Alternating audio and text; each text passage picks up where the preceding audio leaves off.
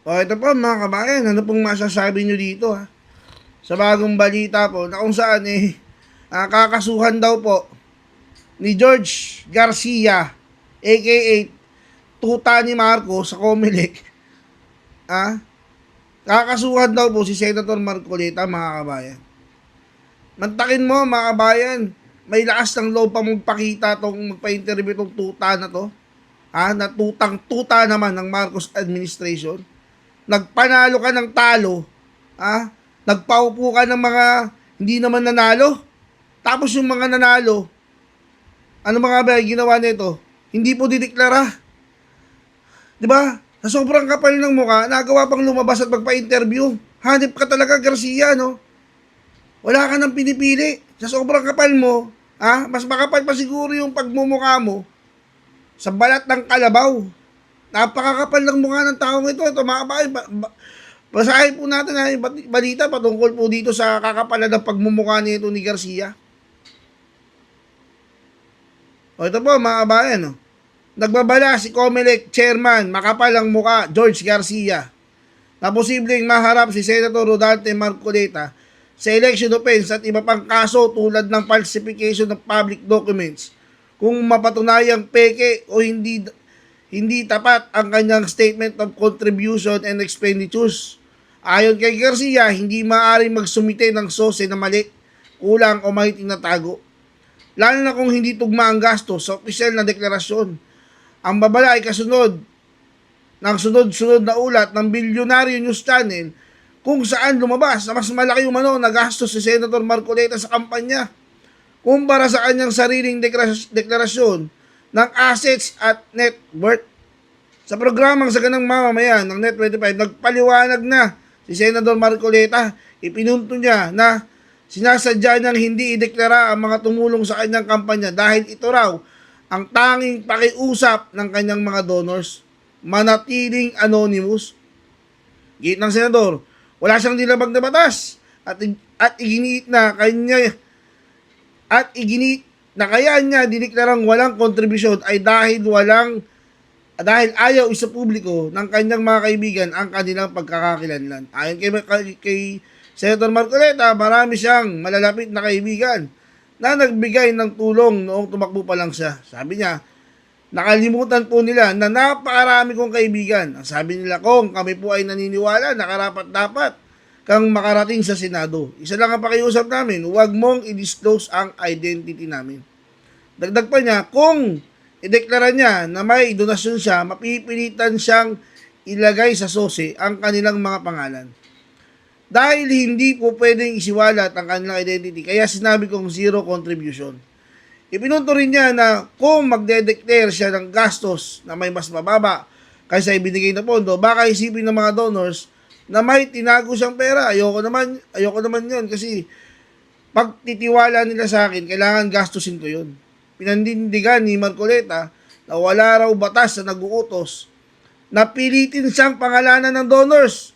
Meron bang batas na pipilitin ko silang i-disclose? Pinapanatili nga nilang ayaw mabunyag ang identity. O ito mga bayan, nagpaliwanag na po si Senator Marcoleta. Kasi ginagawa po nito ni George Garcia makapalang balat na parang kalabaw.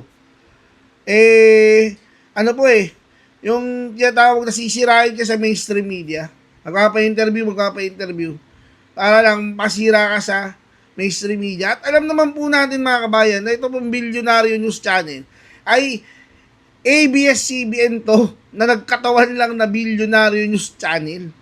Huwag niyo pong kakalimutan na ang ABS-CBN ay ipinasara po ni Senator Rodante Marcoleta. Baka nakakalimutan niyo po. At tila bagay ito pong ABS-CBN ay gumaganti na kay Senator Marcoleta. Grabe po yung ginagawang demolition job ng Bilyonaryo News Channel dito kay Senator Marcoleta. Kung hindi nyo po napapansin, halos linggo-linggo na lang, topic po nila si Senator Marcoleta mula sa pagbubundag na kunyari may koneksyon ang kanyang asawa sa mga diskaya. Sa kanila na rin po galing yun eh. Ngayon naman po yung sose. Ano pa po ibabato ng Bilyonaryo News Channel? Na dating ABS-CBN, dito kay Senator Marcoleta, marami pong ibabato yung mga yan. Hindi po titigil yan hanggat hindi po nakakaganti.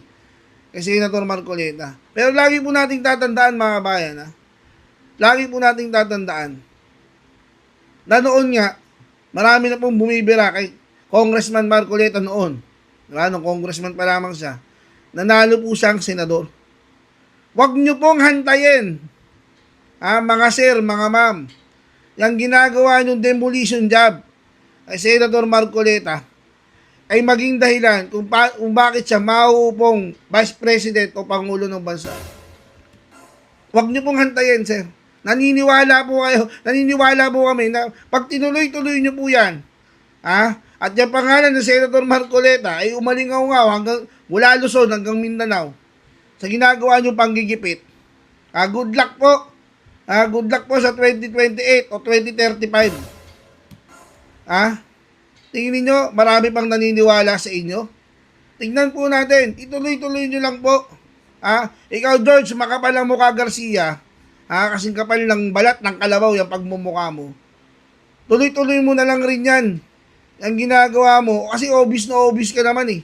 Mantakin mo, si Abante, pinaupo mo, talo yun eh. Diba? Papaupuin mo. Yung Gabriel ang talo, ipinalit mo doon sa number 1 na nanalo, pinakamaraming boto, Duterte Youth Party List. Hindi niklarang panalo. Pinaupo mo yung Gabriela. Saan ka naman nakakita ng ganyan, ng kalabaw? Diba? Obvious na obvious kung kanino ka nagtatrabaho, puta. O ito po mga kabayan, para naman po sa ibang balita, panoorin po natin to kasi medyo po na-high blood na ako eh. Ito po mga kabayan, panoorin po natin to para maiba naman.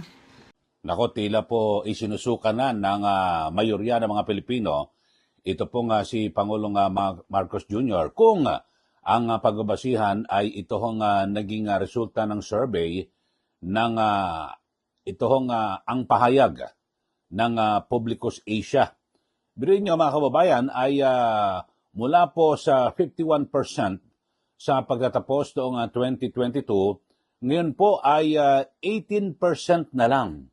18% na lang sa third quarter ngayong taon o 2025. Grabe ho ito mga kababayan at ito po ay isang malaking senyales na talagang napakatindi po ang pagsadsad at pagkawala ng kumpiyansa ng publiko sa pamamahala ni Pangulong Marcos Jr. At isa po sa talagang dahilan, ayon po sa survey, ay yung governance issues.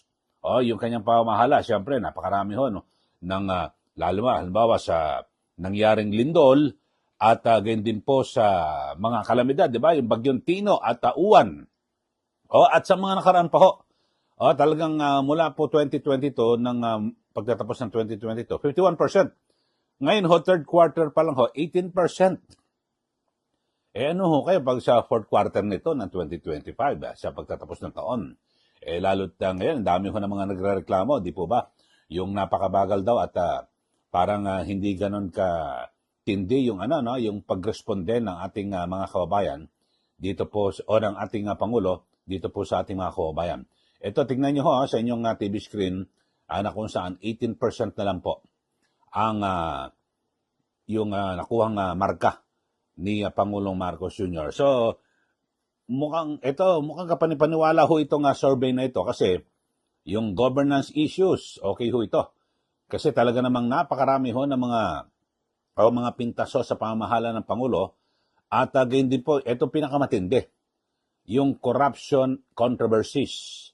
Alam naman natin, talagang napakalawak ho ng nangyaring corruption, lalo na po sa flood control projects at iba't iba ho ng mga ahensya at maging government, yung financial institutions, di ba? May mga ganon. At ito ho, political conflicts. So tatlo ho yan, governance issues, corruption controversies, at political conflicts. Alam naman natin, political conflicts, talagang matindi po ang laban ho ngayon sa pagitan ng mga ni Pangulong Marcos at ganyan din po ito hong sa mga Duterte. At base po sa sa mga region, ito regional divide. So ito anti-administration sentiment at talagang nagdomina ay ito hong Mindanao, 53%. Ito yung mga anti-Marcos, anti-administration. At Visayas, 52%, napakataas. Mga kababayan, at talagang dito lumilitaw yung ito ho'y matindi po ito, talagang nananatiling baluarte pa rin po ng mga Duterte, mga kababayan. Samantala, itong pro-administration support ay nanatiling malakas naman ho diyan po sa North Central Luzon, 25%. At ganyan din po sa pinaka-bailiwick o baluarte ng mga Marcos. Diyan po siyempre sa Ilocos. At ang Visayas ho, mga kababayan, ay mukhang ito ay bilang battleground, key battleground. At yun, may malakas din ho. At ang matindi ho dito sa Visayas, may malakas din ho ang administrasyon, pero malakas din po ang mga pro-opposition. Samantalang sa NCR at South Luzon, mukhang halos patas ho, mga kababayan. So yan po, no, ang binabanggit ho dito po sa survey na ito. At tingnan ho natin sa mga henerasyon at yung gender sa mga kababaihan ay ito ho, both neutral 40%, yung anti-administration 46%. At samantala, yung mga talagang nagpapakita na yung talagang muwabatikos sa pamamahala ng Pangulo, ito sa Gen Z voters, 18 to 24, talagang sila po ay anti-administration, 54%. At ang anti-opposition, 36%. May mga bumabanat na naman sa opposition, di ba? Samantalang yung mga seniors ay 60%, at sila po ay nahati, no? Pro-administration 31%, at ang pro-opposition ay 31%. So, hati ang senior. At yung middle age voters naman ho, mga kababayan, ito ho, yung 40 to 59 ay nanatiling neutral, no? So, hati, mga kababayan. At samantala, ito ho, yung household income, yung upper and middle income earners, ito yung 45 to 46% ay nagpapakita na talagang mas malakas yung anti-administration. Yun ho, yung mga upper at yung mga medyo may kaya at katamtaman, mga kababayan. Samantala, sa educational attainment ay yung ito sa political engagement, vocational graduates, 45 to 58% ay yung dinominaho ng neutral, yung nasa gitna lang ho, at pro-opposition groups. So, ibig sabihin, walang kinakampihan o yung neutral. Pero ito, mas marami pa rin ho yung pro-opposition groups. Mas gusto nila sa mga Duterte o kung sino pang mga opposition. So, yun ho, mga kasama. At yung mga wala namang formal education, yung hindi ho talaga nakapagtapos ng pag-aaral, ay talaga ito napakalaki, 46% na anti-administration. Grabe ho, mga kababayan, no? At dito ho, yung religion, dito, work and OFW background, ito. Yung Katoliko ay, yung bulto po ay anti-administration, 44%. Samantalang yung mga hindi Katoliko ay 40 to 48% ay ito, suggesting more political caution. Ito, government employees ay nanatiling, siyempre mas marami ho, pag government employees ay, karamihan daw po ay pro-administration. Siyempre, natural, dahil sa boss ho nila yan. At diyan po sila nabubuhay sa kasalukuyan na administrasyon. At sa pribadong sektor, yung mga private sector workers ay mas nakakiling ho sila sa anti-administration. Sa oposisyon, ibig sabihin, yung mga kumakalaban sa administrasyon, 47%. At politically independent ay 40%. Yung voters mula po sa mga OFW families, 46 to 49%, mukhang hati ho sila, no?